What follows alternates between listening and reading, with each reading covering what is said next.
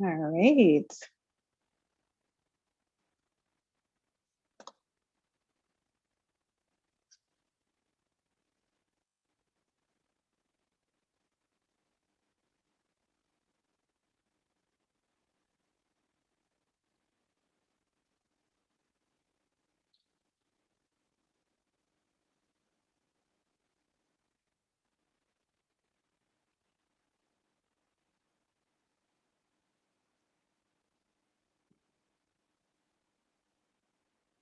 All right. Welcome, everyone. I see you guys are tuning in. So there is a little bit of lag time from when I chat versus what you're going to be able to see. So right now I'm trying to make sure that the chat is working. So do me a favor, if you're in here,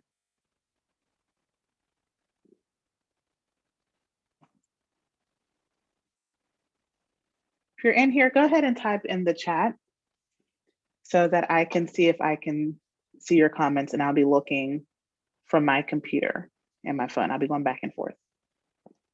So give them a few minutes.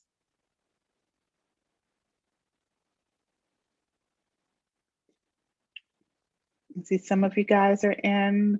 I'm excited. It was a super last minute, but I really, really wanted to do this chat because it was something that I had been talking about with a friend of mine, and I just thought it would just be a great chat. So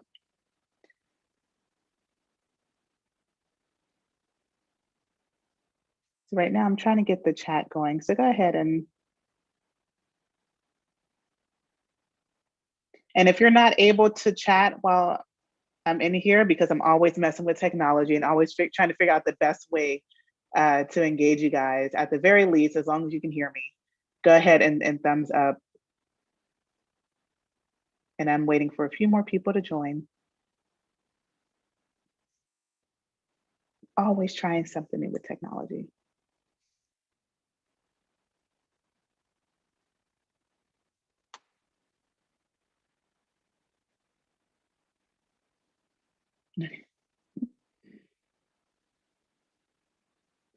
And if you can't chat on the YouTube channel, guess what?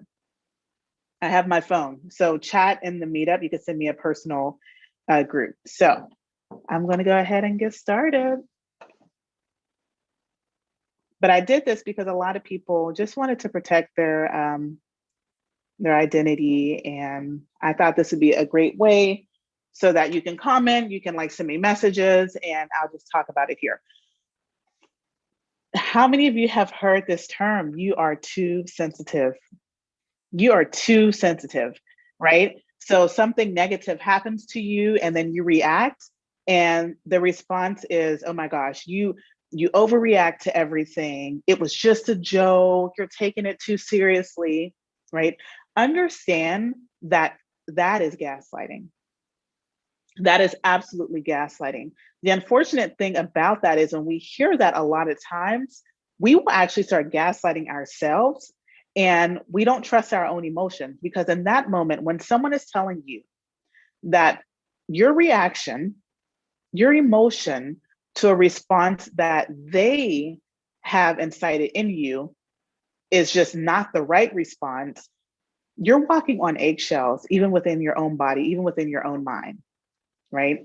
So basically, what that narcissist, what that abuser is telling you in that moment is that you can't even feel right. You don't even have the right emotions. You can't even handle that. So, our takeaway from that often is we begin to accept abuse for fear of being considered too emotional, right? For fear of being considered, someone who can't take a joke. You're no fun. And how many of us have heard that so often that when something happens to you, let's say you interact with someone, or maybe someone does something, a friend does something you don't like, or someone overstepped a boundary, you find yourself stopping and questioning and saying, hey, wait, okay, all right. In this moment, is this reaction too sensitive? Am I overreacting? Am I overthinking this? And then you talk yourself out of your appropriate response, which is your first response. Now, if you're truly overacting, someone who's truly overacting will react in a way that does not fit what happened. So let's say we're interacting. You say to me, hey, Paula, do you like this outfit? And I'm like, I don't really know if I like that color on you. Why don't you wear this? And you start tearing your clothes off and you're screaming and you're like, I've never asked you anything else. You're absolutely ridiculous. You're so mean. This is why I don't tell you anything.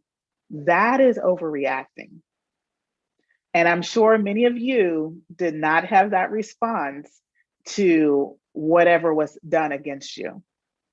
So when you really sit back and think about what happened in the situation to make you react in a way, maybe you cried, maybe even yelled, maybe you're really upset.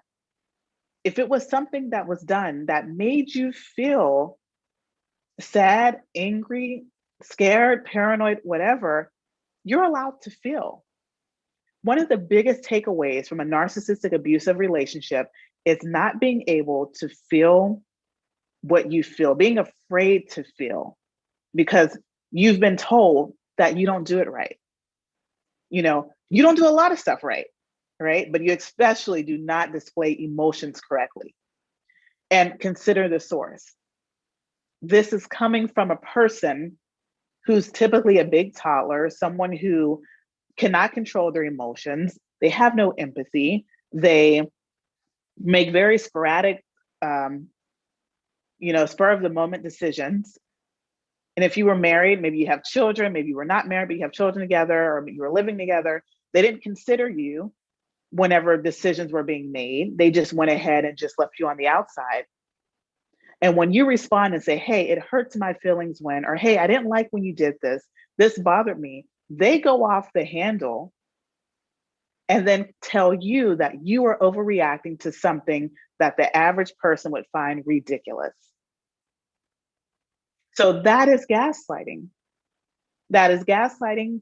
It's taking advantage of your emotion and trying to control your emotions as well. Because what they're saying in that moment is, and I'm getting your comments in Meetup, so this is perfect. I'm glad that you guys can see this. What they're saying in that moment is, I want to control how you react to my mistreatment of you. I want to control how you react. So instead of me saying, I don't want you to react that way, I'm instead going to change the words up and say, you're overreacting. It's the same thing. It's the exact same thing. And if you're watching this and you are no longer in that relationship, what you need to start doing, if you have not done so already, is start strengthening your voice and stop gaslighting yourself. And I've done it myself. So you know a little bit about my story. I was in an abusive marriage, recently divorced, but I'm still what I call parallel parenting with a narcissist. So the big thing you have to do is learn not to gaslight yourself, that your emotions are valid, that what you experienced was very traumatic at the hands of someone who did not care about you, who you loved.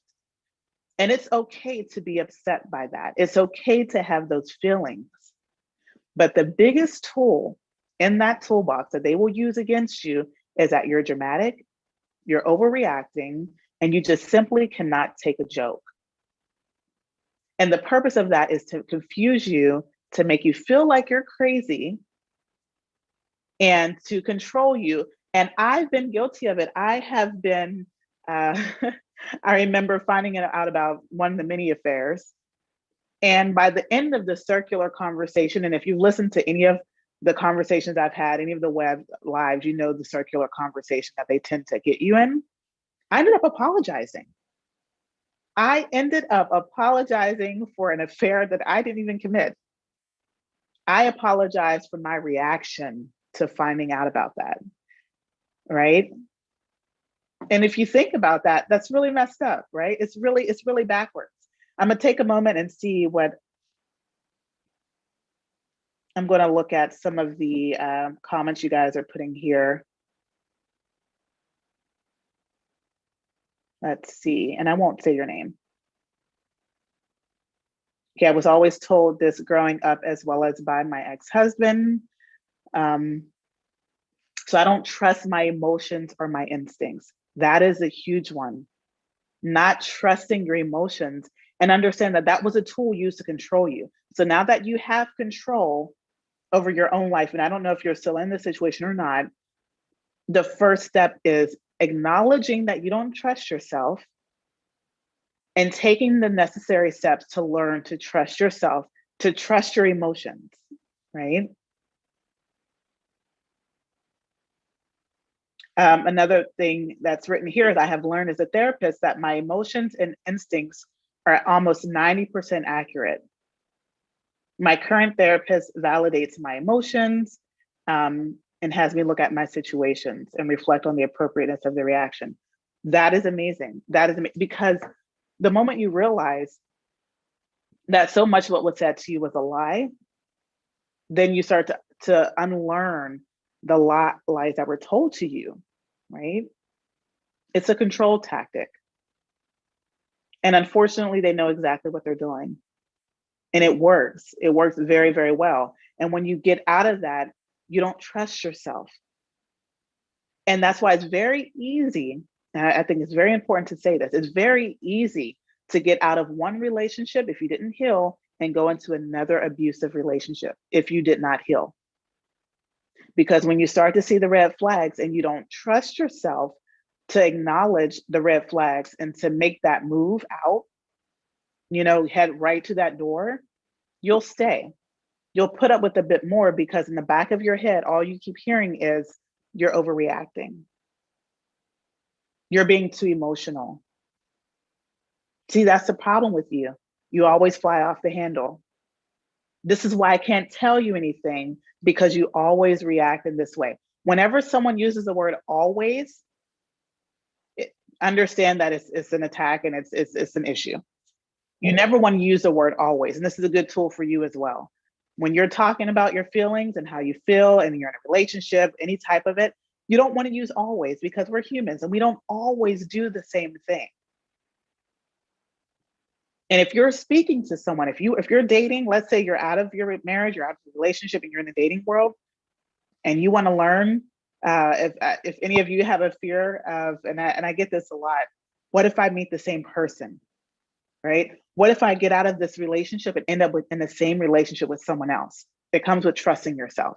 When you trust yourself, you're going to see the signs. You are absolutely going to see the signs. And you'll trust yourself enough to know that you are not overreacting. You are reacting. There's a difference. All right. Let me see what other comments I have here. Hope you guys are enjoying this. I'm looking at like I said, if you're on Meetup, the easiest way, because there's a bit of a lag time between YouTube and what I'm streaming on, send me a message on Meetup. I won't read your name, but if it's something I think will benefit the group, I will definitely get to it.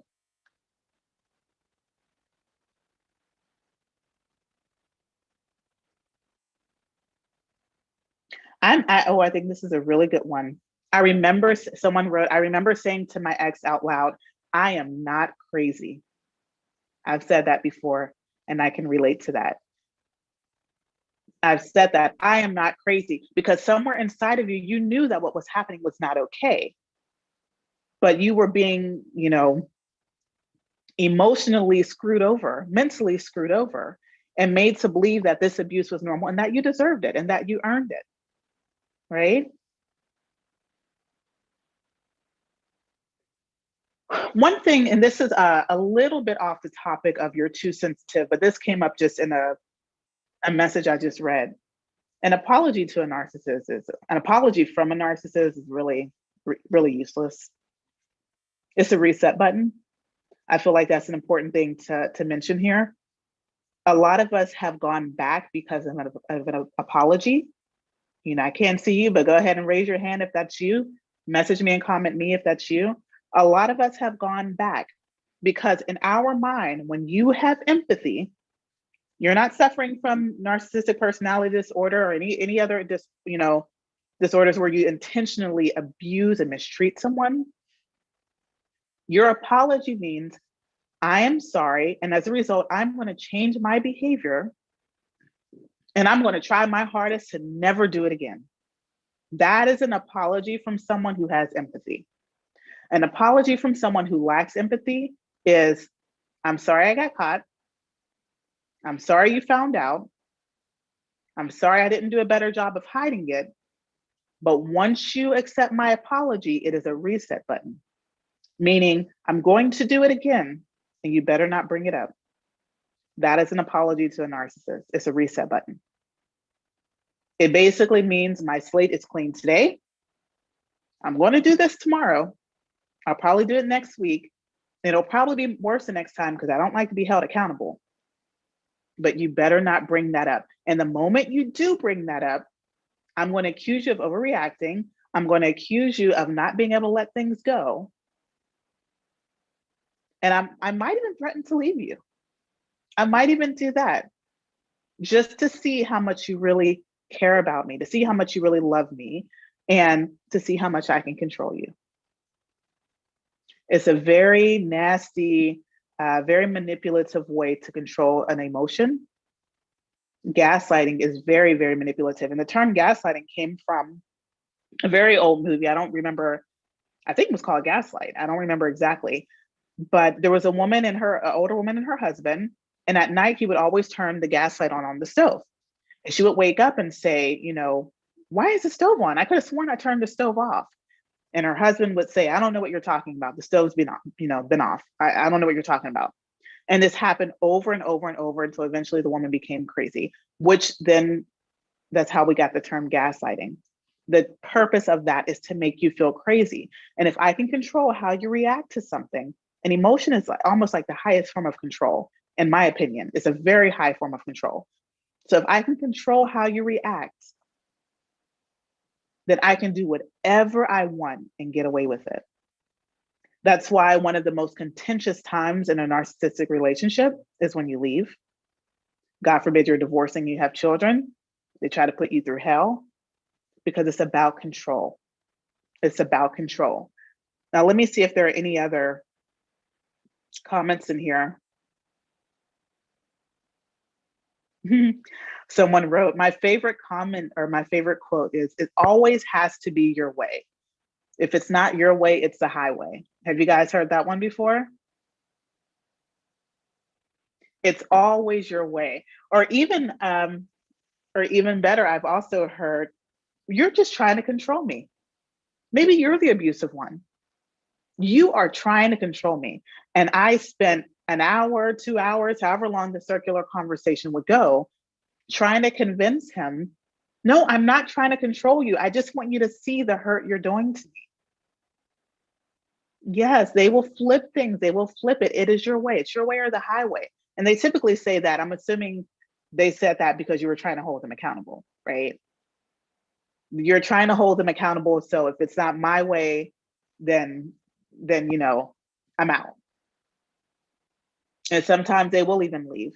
But all of it is done to punish you. And most narcissists believe that they can just come back.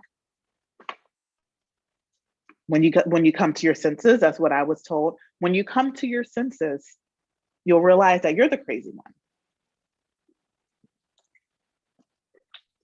right? So that's why it is key when you have been in a relationship like that, if you've grown up with narcissistic parents or siblings, and you recognize that, and you're in therapy, that's amazing, because what a therapist is going to do, they're going to help you understand what it took to get you to this point of receiving this abuse, right? Of getting to the point where you're comfortable with that. Where I come in and and I didn't do an introduction. I'm sorry, because I think there are some new people on here watching this.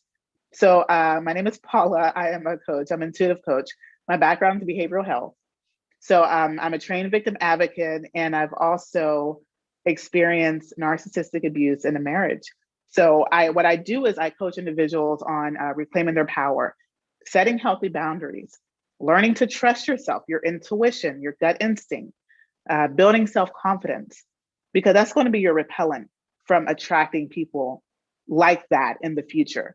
So if you're already here, then you know there needs to be a change, and you're on the right track to stopping the trauma, and from passing that down, you're on the right track to that. But when you come out of that, it's important to note, how do I move forward? How do I move forward after this type of abuse? Many of us might, if you're just coming out, you might say, I'm never dating again. I'm never getting married again. I'm never doing that. But we can't, who's to tell what's going to happen a year from now, a week from now, a month from now? My question is, are you really saying, I'm afraid to do this for fear of being in the same position I just came out of? Those are two very different things. If you never want to get married or date, it's your prerogative. You don't have to. But if you're not doing that for fear of attracting the same type of person, then there's a confidence thing. There's a trust thing, a self-trusting that has to be addressed, because you can do it. You have what it takes to trust yourself. You've just been taught not to. So it's a matter of undoing that. I'm going to go back to, and like I said, if you have the chat part is acting glitchy. So if you have anything you want to share, any questions you have, go into Meetup, put it in the chat. I'll see it. I won't say your name, but I'll bring up something that I feel might help the group. So yeah, whenever you held them accountable, yeah, that's when you heard those phrases. Yeah. Yeah, you're definitely want to hear that. You're definitely want to hear that. Let me see if there's anything else I missed.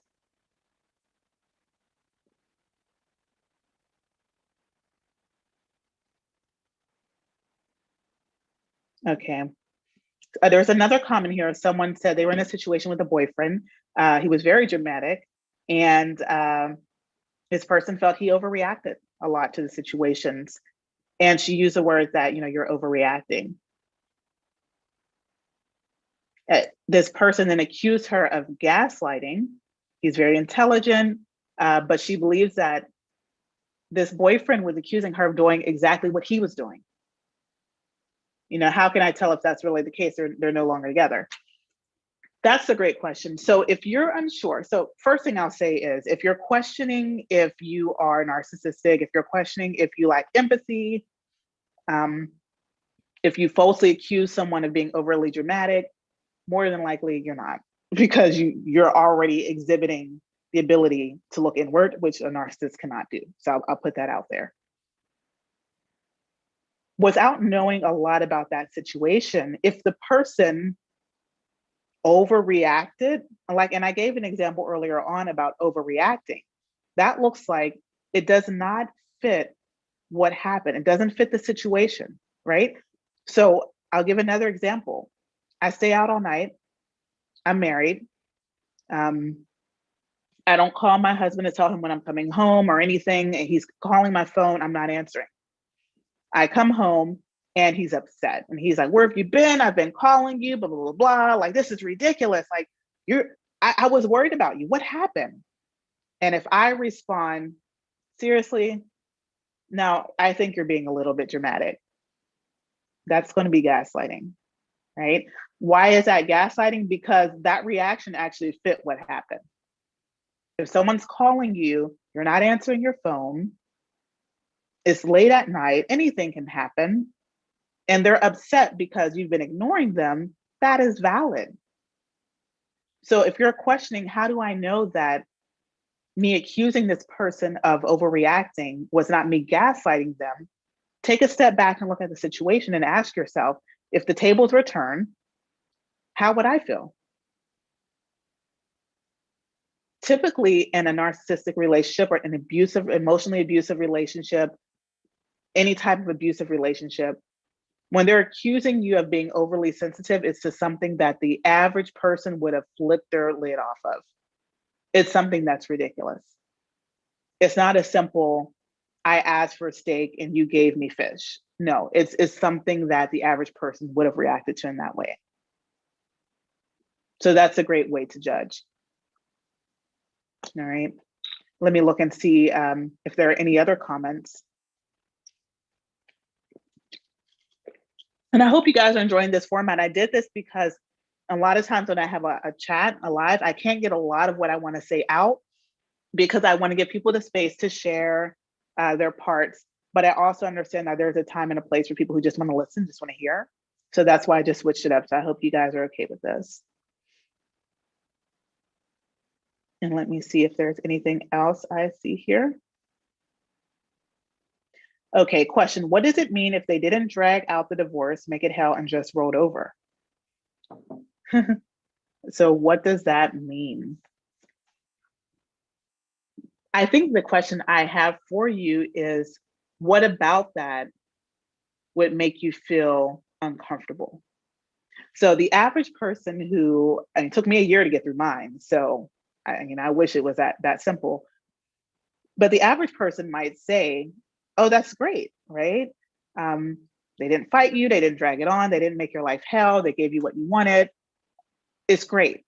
But if there's something in you that's saying, because you know your situation better than I do, and if you're very, very surprised and you're afraid that, okay, are they going to come back and get me in another way? I'm just waiting for that other shoe to drop. More than likely, you've experienced a lot of gaslighting to the point where even a gesture such as that puts you on guard because you're waiting for that next step. You're waiting to be thrown off in some way, and you want to know what their next move is. They play a lot of mind games. So although I don't know your situation and although I don't know what has happened up until that point, the fact that you're questioning an easy divorce lets me know that there was some gaslighting happening there. That they've played with your mind, that they've done some stuff that made you really uncomfortable, and that you're so shocked, but also you're shocked not in a good way. Because typically a narcissist will drag out a divorce. They will make your life hell. They'll make you spend a bunch of money. In my situation, the fight was over custody. He wanted more, I wanted less because my son is really young.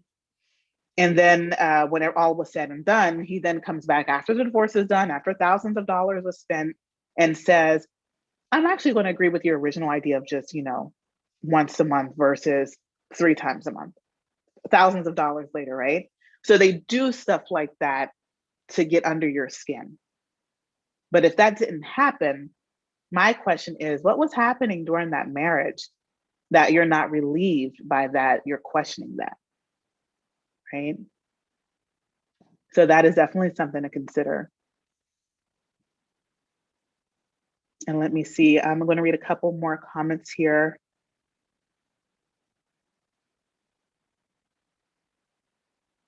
Yeah. Yeah, someone else wrote, same here to that comment. Yeah. Being abandoned and just waiting. And it's an element of control because seemingly you're not in control in that moment, but you're actually in a lot of control. And you know why? Because you can think without them around you. When they're in your presence, oftentimes it's very difficult to think, difficult to function because they're picking at everything you do. So if you have the ability to go no contact and you can think clearly, it puts you at an advantage because remember, they're impulsive.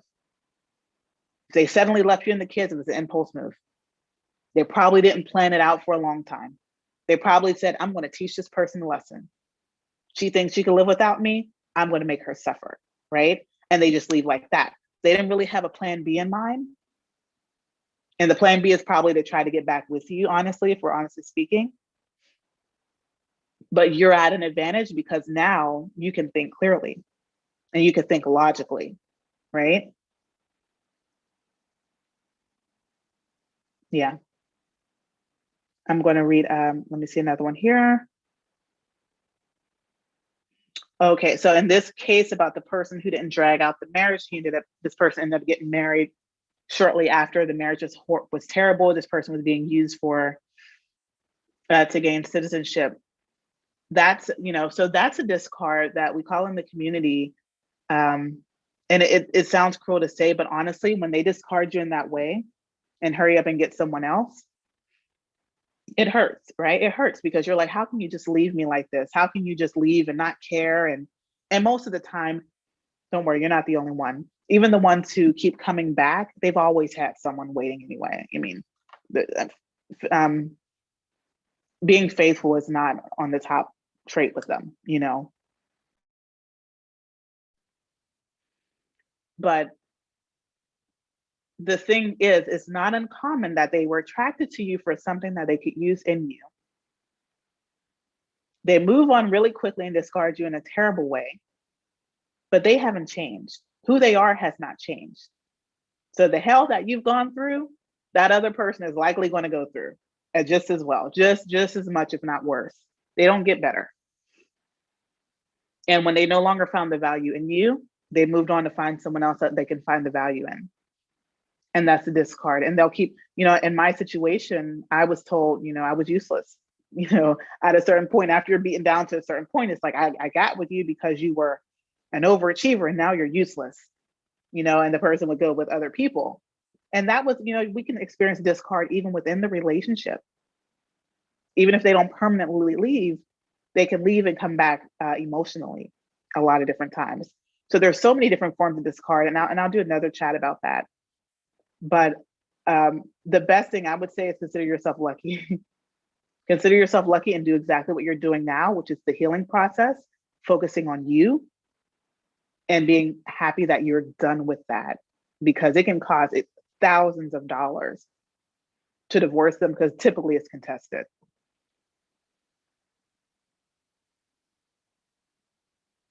All right. All right. So are there any other questions before I wrap it up? I'm trying to see if I missed anything. Give me a second, just going through.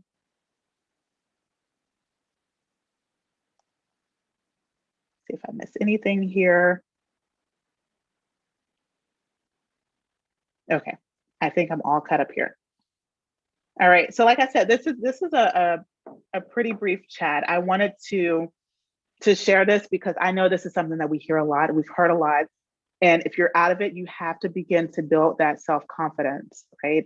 You have to begin to set those healthy boundaries, because unfortunately, it wasn't like only one person was made with this abusive personality and there were no others made. That's why we have a large group of individuals, because unfortunately, we've all experienced that.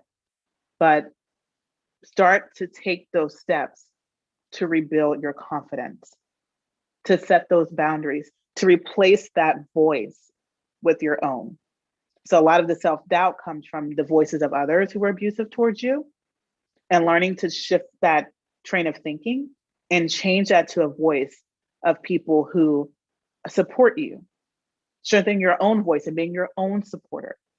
That's going to keep you from interacting with abusive friends and being in an abusive workplace environment without speaking up for yourself, taking abuse from family members, or even getting into another abusive relationship, or even letting your kids run over you. Like, boundaries go across all relationships. It's not just romantic.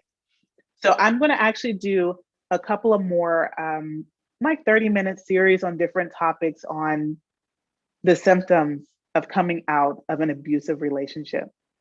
And I'm doing this as we're building up to, and I know a few of you guys in here are enrolled in the course that's coming up next week. This course is all about confidence building. It's all about self-esteem building. It is so expensive emotionally, physically, mentally, financially, to be in a relationship with an abuser. It is extremely expensive because they take up space in your brain rent free. You know, you're dealing with the aftermath. But the important thing to note is that it's not a forever thing. It's a forever thing for them. They're going to be who they're going to be. And more than likely, they're not going to get help. But it's not a forever thing for you. And you can get help and you can move forward. And you can actually become even more powerful than the person you were when you met that person, because now you have healthy boundaries and now you have self-confidence. If you're on my last life, you know that self-esteem and self-confidence are not the same thing. You might have even heard someone say, "You took that abuse? Are you kidding me? I couldn't see you putting up with any of that." That's because you have high self-esteem. But doesn't mean that that person didn't chip at your confidence. So we talk about building your confidence. So I put something in there for more information. If you're interested, click on the link and check it out. It's an amazing course. We only have 4 spots open. But what I'm going to keep doing throughout the week and the week coming up is just little short, brief clips like I have now to really educate on what you went through so you can really understand it. And I'm sure a lot of you guys are on YouTube, on Google. You know, when I came out of mine, every Google search I had was dealing with abuse, how to get out of abuse, what did I do? You know, all of that stuff. And it can make you a bit crazy. It can become information overload. So if you're looking to streamline that process, this is what I've created this group to do, is to streamline that for you so that you're not looking all over the place for information, right? So I'm going to check one more time to see if I missed anything.